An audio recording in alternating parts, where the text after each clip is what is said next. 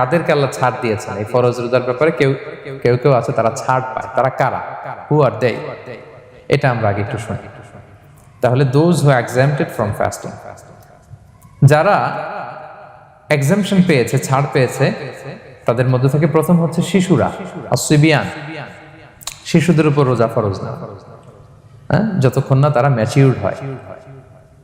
শিশুদের উপর কিন্তু রোজা ফরজ না, প্রাপ্তবয়স্ক হওয়ার আগ পর্যন্ত ফরজ না। তাই বলে আবার শিশুদেরকে রোজা রাখতে বাদ সাধবেন না, রাখতে দিবেন না। আমার বড় মেয়ের বয়স 8 বছর, সে গতকাল রোজা রেখেছে, সে মহা খুশি। সে কখনো অডিও কল দেয়, কখনো ভিডিও কল দেয়, কখনো ইফতারির ছবি পাঠায়। মানে এটা তাদের মধ্যে কিন্তু একটা অনেক চমৎকার একটা ভালো ইমেজ কাজ করে। তো আপনারা বাধা দিবেন না যদি রাখতে চায়। অনেক বাবা মারা এত সচেতন, এত অতি সচেতন যে ছেলে মেয়েরা রাখতে চায় কিন্তু বাবা মারা দিতে চায় না। 1-2 দিন না খেয়ে থাকলে বাচ্চারা মরে যায় না, কিন্তু তার মধ্যে এই যে একটা স্পিরিচুয়াল একটা কি বলবো ভাইব আসলো, একটা স্পিরিট আসলো, এটা যেন আমরা নষ্ট না করি। আমার মনে আছে বৈশাখী টেলিভিশনে একটা লাইভ প্রোগ্রামে এক ছোট্ট মেয়ে প্রশ্ন করতেছে যে, হুজুর আমি তো রোজা রাখতে চাই, আম্মু আমাকে রাখতে দেয় না, তো আম্মুকে একটু বলে দেন যাতে আমাকে রাখতে দেয়। ছোট্ট একটা মেয়ে, সে ফোন করে আমাকে প্রশ্ন করলো। তো দেখেন যে এটা ওই বাবা মায়ের তো গর্ব করা উচিত যে আমার ছোট্ট মেয়ে 7 বছর 8 বছর, যদিও এখনো ফরজ হচ্ছে না, আর কয়েক বছর পরে হবে, কিন্তু সে রাখতে চায়, সে সেলিব্রেট করতে চায় সিয়ামকে। তো আমরা যেন তাদেরকে বাধা না দেই, আমরা যেন তাদেরকে ইন্সপায়ার করি। আমার মনে আছে আমি ছোটবেলা, তখন আমি মাদ্রাসায় ভর্তি হই নাই, আমি তখন স্কুলে পড়তাম। তো খুব ছোট, কিন্তু আমি রোজা রাখতে চাইতাম, আব্বা আম্মা দিতে চাইতো না। আমার দাদি আমাকে বলতো যে তুমি একটা কাজ করবা, তুমি সকালে স্কুলে যাবা, দুপুর 12টায় ফিরে আসবা, এসে খেয়ে ফেলবা, তো হাফ রোজা হয়ে গেল, অর্ধেক। এরপরের দিন আবার সকালে না খেয়ে যাবা, দুপুর 12টায় এসে খেয়ে ফেলবা, এনাদার হাফ, তো 2 হাফ মিলে একটা হয়ে গেছে। এইভাবে আমি অনেকগুলো রোজা রাখছিলাম ওই বছর।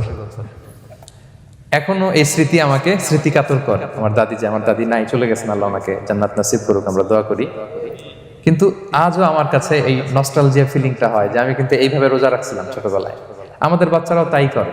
সো ওদের মধ্যে যে এই আবেগ, এই উচ্ছ্বাস, এটাকে যেন আমরা নষ্ট না করি। বাট লিগালি তাদের উপর রোজা ফরজ হয়নি, প্রাপ্তবয়স্করা রাখবে, তাইলে ওদের রাখা লাগবে না। নাম্বার 2, মাজনুন, পাগলদের উপর রোজা ফরজ হয় না। যারা পাগল তাদের উপর ফরজ হয় না। একটা হাদিস শোনাই, আল্লাহ রাসূল সাল্লাল্লাহু আলাইহি ওয়াসাল্লাম বলেছেন, আমি সবকিছু খুব প্রিসাইজলি বলছি যেহেতু আমাদের সময় কম। রুফি আল কালামু আন সালাসা, 3 ব্যক্তির উপর থেকে শরীয়তের কলম উঠিয়ে নেওয়া হয়েছে। আনিন নাইমি হাত্তা ইয়াস্তাইকিযা, ঘুমন্ত ব্যক্তি যতক্ষণ না সে জাগে। ঘুমের মধ্যে আপনারা কেউ বকা দিয়ে ফেললে আপনি মাইন্ড করতে পারবেন না, তো ঘুমাইছিল, কাকে বকা দিয়েছে কি করছে সে জানেই না। ঘুমন্ত ব্যক্তির উপর থেকে শরীয়তের কলম উঠিয়ে নেওয়া হয়েছে। আনি সবিগি হাত্তা ইয়াহতালিমা, শিশু যতক্ষণ না সে প্রাপ্তবয়স্ক হয়।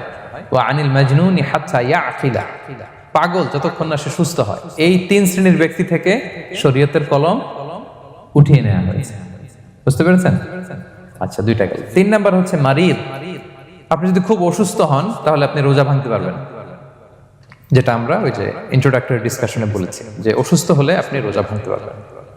4 নম্বরে হচ্ছে মুসাফির, ট্রাভেলার, যদি আপনি লম্বা সফর করেন আপনি রোজা ভাঙতে পারবেন। এটা ন্যূনতম সীমা হচ্ছে 48 মাইল। তাই বলে কেএল থেকে পেনাং যাচ্ছেন আর রোজা ভেঙে ফেললেন, এটা করা যাবে না। আবার এখানে যদি আপনার সফরের পেরেশানি থাকে, খুব কষ্ট, তাহলে আপনি এই সুযোগটা নিতে পারবেন। কিন্তু আল্লাহ বলেছেন ওয়া আনতাসুমু খায়রুল লাকুম ইন কুনতুম তা'লামুন, যদি তোমরা রোজা রাখো এটাই তোমাদের জন্য কল্যাণ, যদিও আমি ফ্লেক্সিবিলিটি দিয়েছি। তো রাসূল সাল্লাল্লাহু আলাইহি ওয়াসাল্লামের সময় দেখা যেত যে মক্কা থেকে মদিনা, মদিনা থেকে তায়েফ যেতে প্রচন্ড গরমের মধ্যে ওনারা উট দিয়ে মরুভূমির উপর দিয়ে যেত। তো ওই পরিস্থিতি কিন্তু আমাদের নেই। কিন্তু যদি আপনার লম্বা সফর হয়, লেটস সে আপনি কেএল থেকে নিউ ইয়র্কে ফ্লাই করছেন, সফরের অনেক পেরেশানি, অনেক সময় হয়তো খেতে পারছেন না, আপনি চাইলে এই ফ্লেক্সিবিলিটি নিতে পারবেন। তো অসুস্থতা আর সফরে থাকলে আপনি রোজা ভাঙতে পারবেন, তবে ফাইদ্দাতুম মিন আইয়ামিন উখর, অন্য সময় এটা গুনে গুনে রাখতে হবে। 5টা যদি ভাঙা যায় পরে 5টা কাজা করবেন। এই পয়েন্টটা কি সবার কাছে ক্লিয়ার? সফরে যে রাসূল সাল্লাল্লাহু আলাইহি ওয়াসাল্লাম রমাদানে রোজা ভেঙেছে, এটার একটা দলিল বলি। আপনারা মক্কা বিজয়ের নাম শুনেছেন না? রাসূল সাল্লাল্লাহু আলাইহি ওয়াসাল্লাম হিজরত করলেন, পরে আবার বিজয় করলেন। এই মক্কা বিজয় কত হিজরিতে হয়েছে কে বলতে পারবেন? হ্যাঁ, হিজরি বলেন তো দেখি। 8ম হিজরি, মাশাআল্লাহ। অষ্টম হিজরিতে রাসূল সাল্লাল্লাহু আলাইহি ওয়াসাল্লাম যখন মক্কা বিজয় করতে যান, এটা কোন মাস ছিল জানেন? হ্যাঁ, রমাদান মাস। রমাদানের 20 তারিখে মক্কা বিজয় হয়েছে, 20 রমাদান। তো রাসূল সাল্লাল্লাহু আলাইহি ওয়াসাল্লাম মদিনা থেকে মক্কায় যাচ্ছেন বিশাল বাহিনী নিয়ে। মক্কায় পৌঁছতে আরো 90 কিলোমিটার বাকি। আল কাদিদ নামে একটা জায়গা আছে, সহিহ বুখারীর বর্ণনা। ওই কাদিদ নামক জায়গায় রমাদানে রাসূল সাল্লাল্লাহু আলাইহি ওয়াসাল্লাম রোজা ভেঙেছিলেন, ওটের উপর বসে ঢকঢক করে পানি খেয়েছিলেন, যাতে সবাই দেখে। কারণ সবাই ভাববে রমাদানের রোজা রাখবো কি রাখবো না, সবাই আলাদা করে বলতে অনেক সময় লাগবে। রাসূল সাল্লাল্লাহু আলাইহি ওয়াসাল্লাম একটা উঁচু জায়গায় সবাইকে দেখে ওটের উপর পানি খেয়ে ফেললেন। ফলে রাসূলের দেখা দেখি সব সাহাবারা পানি খেয়ে রোজা ভেঙে ফেললো। এটা কোন মাস ছিল? সবাই বলতে হবে কোন মাস? রমাদান। রাসূল সাল্লাল্লাহু আলাইহি ওয়াসাল্লাম সফরে ছিলেন, ফলে তিনি রোজা ভেঙেছেন। দলিল পাইছেন? হ্যাঁ, আচ্ছা, সংক্ষেপ করে দিচ্ছি, লম্বা কথা সংক্ষেপ করে দিচ্ছি। আর কোরআনের আয়াত তো শোনালামই আমি, ফামান কানা মিনকুম মারিদান আও আলা সাফার ফাইদ্দাতুম মিন আইয়ামিন উখর। কেউ যদি অসুস্থ হয় কিংবা ট্রাভেল করে, চাইলে রোজা ভাঙতে পারবে, তবে গুনে গুনে পরে আদায় করে নিতে হবে। এই যে গুনে গুনে পরে আদায় করে নিতে হয়, এটারে বলে আরবিতে কদা, বাংলায় আমরা যেটাকে কাজা বলে অভ্যস্ত। বাংলা আমরা কি বলি? একটু কথা বলেন আমার সাথে, বাংলায় কি বলি? কাজা বলি। তো আপনি অসুস্থতার কারণে যদি রোজা ভেঙে ফেলেন, পরে এগুলো কাজা করবেন।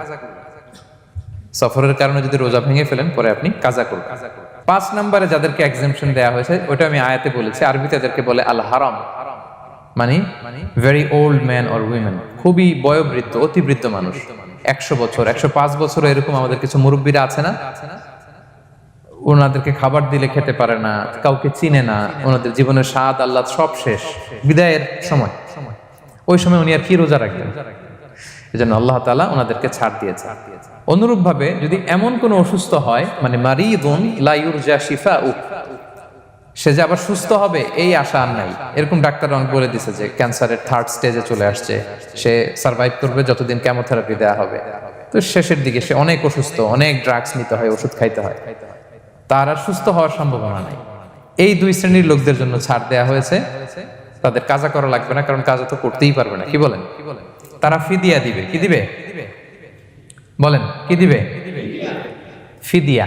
ফিদিয়া হচ্ছে প্রত্যেকটা রোজার জন্য একজন মিসকিনকে 2 বেলা করে খাওয়ানো। আই রিপিট, একটা রোজার জন্য একজন মিসকিনকে 2 মিলস, বাস হয়ে গেল। 30টা যদি উনি রাখতে পারে নাই, আপনি একজন মিসকিনকে 30 বেলা 2 মিল খাওয়াতে পারেন, অথবা 30 জনকে 2 বেলা খাওয়াতে পারেন, অথবা 60 জনকে 1 বেলা খাওয়াই দিতে পারেন, অথবা এই পরিমাণ টাকা দিয়ে দিতে পারেন।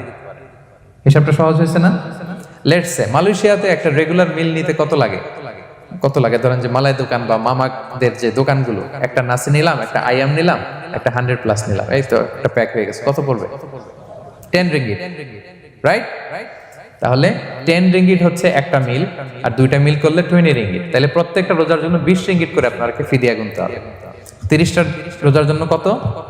600 রিঙ্গিট। তাহলে ফিদিয়া ব্যাপারটা ক্লিয়ার হয়েছে সবার কাছে?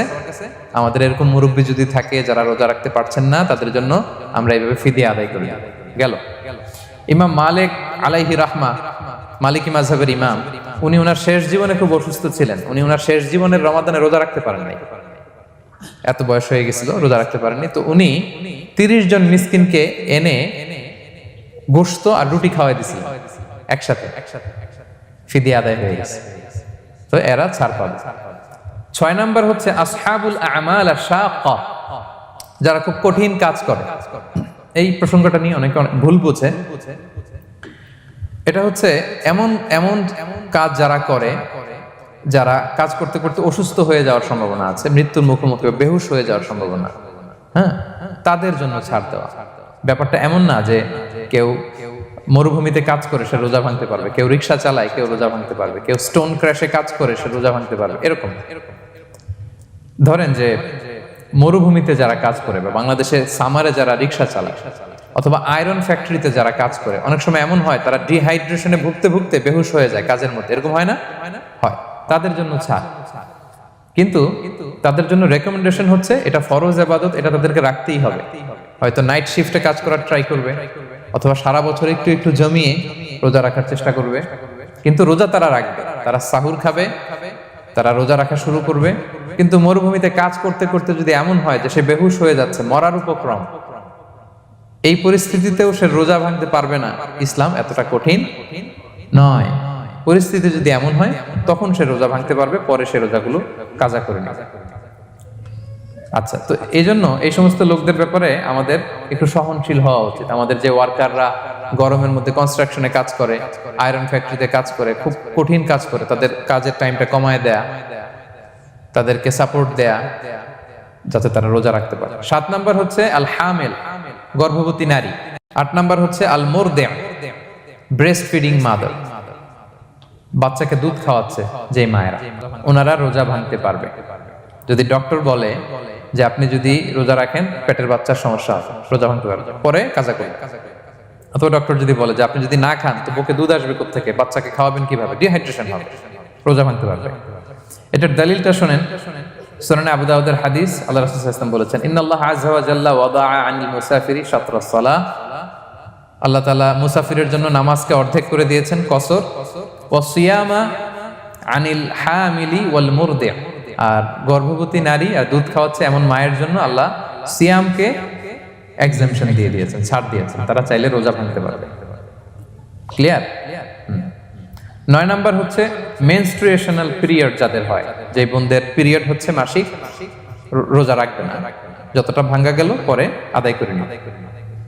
10 নাম্বার হচ্ছে পোস্টপার্টাম পিরিয়ড, যেটা নিফাস বলে, আফটার বার্থ, এই বেবি ডেলিভারি। বেবি ডেলিভারির পরে আমাদের বোনদের যেই পিরিয়ডটা হয় সেই সময় ওনারা রোজা রাখবেন, কয়টা ভাঙলো গুনে পরে কাজা করে ফেলবে।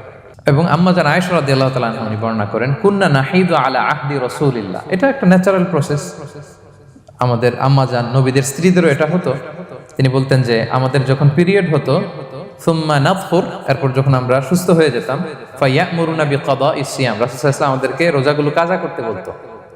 ওয়ালা ইয়ামুরুনা বিকাদাইস সালাহ, নামাজ কাজা করতে বলতো না। আমাদের বোনরা পিরিয়ডের কারণে যে নামাজগুলো চলে যায় এগুলো কিন্তু পড়তে হয় না পরে, কিন্তু রোজা যদি ভাঙা হয় সেগুলো কি করতে হয়? রাখতে হয়। একটা মজার হাদিস শুনেন, আম্মা জান আয়েশা রাদিয়াল্লাহু তাআলা আনহা বলেন যে আমার যে রমজানের ভাঙতি রোজাগুলো ছিল আমি সারা বছর রাখতাম না। আমি হাদিস পড়তে গেলে অনেক সময় লেগে যাবে। সারা বছর আমি রাখতাম না, এটা আমি শাবান মাসে রাখতাম। কোন মাসে? শাবান মাসে। কেন? কারণ রাসূল সাল্লাল্লাহু আলাইহি ওয়াসাল্লাম নিজেও রমাদানের পরে সবচাইতে বেশি নফল রোজা যেই মাসে রাখতেন সেটা হচ্ছে শাবান মাস। এই যে এই মাসের আগে যে মাসটা আমরা কাটায় আসলাম শাবান, এই শাবান মাসের প্রায় পুরো মাসে রাসূল সাল্লাল্লাহু আলাইহি ওয়াসাল্লাম রোজা রাখতেন। তো আম্মা জান আয়েশার যে ভাঙতি রোজাগুলো উনি সারা বছর না রেখে ওই সময় রাখতেন। হাজবেন্ড ওয়াইফ দুইজনেই রোজাদার। ব্যাপারটা সুন্দর না অনেক? দুইজনেই, যেহেতু আমার হাজবেন্ডও রাখতেছে তো আমিও এই টাইমে রাখি, এইভাবে উনি বুদ্ধি করে ওনার রোজাগুলো রেখে দিতেন।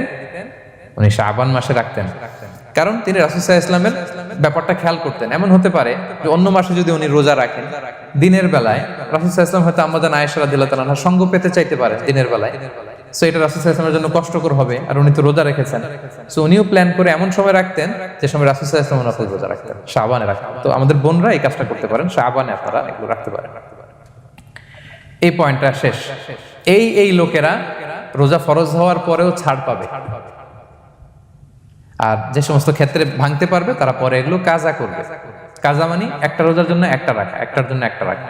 আর ফিদিয়া মানে কি একজন বলতে পারবেন? বলেন।